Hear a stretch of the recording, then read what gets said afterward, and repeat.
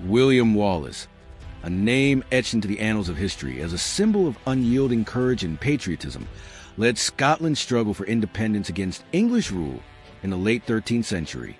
His legacy, immortalized in folklore, literature, and cinema, particularly in the 1995 film Braveheart, is one of resilience, sacrifice, and unwavering determination.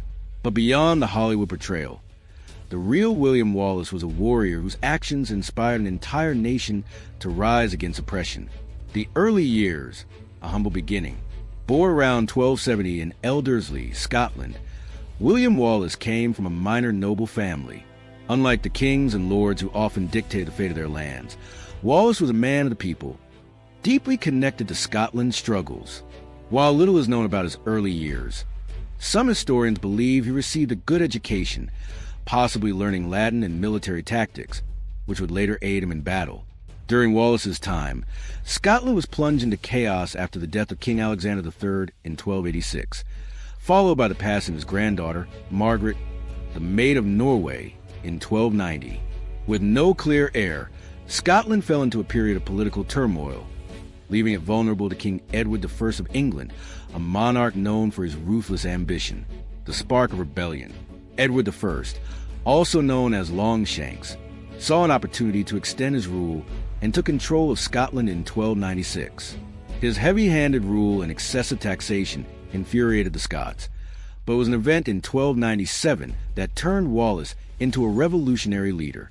According to legend, Wallace killed an English sheriff, William de Hazelrig, in Lanark, possibly as revenge for the murder of his wife or a personal attack against English oppression. This act of defiance ignited a rebellion. Wallace, along with his growing band of followers, launched guerrilla-style attacks against the English, striking fear into their forces. He gathered men from villages and towns, giving them hope and proving that resistance was possible. The Battle of Stirling Bridge, Wallace's greatest victory. Wallace's most famous victory came on September 11, 1297, at the Battle of Stirling Bridge. Despite being vastly outnumbered, Wallace and his co-commander, Andrew Moray, used strategic brilliance to defeat the English army.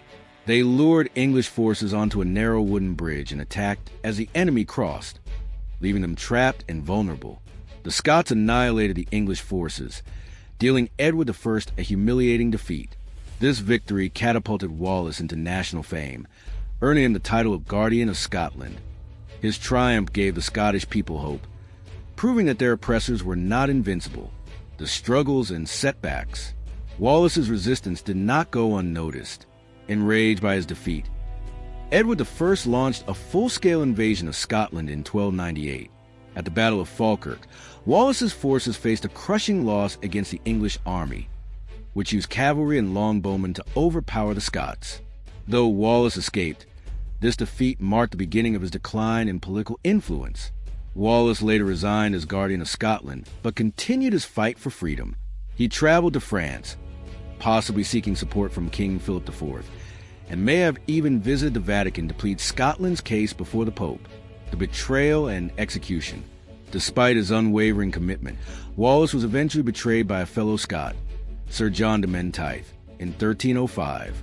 Captured and handed over to the English, Wallace was taken to London, where he was put on trial for treason. His response was legendary. "I could not be a traitor to Edward, for I was never his subject."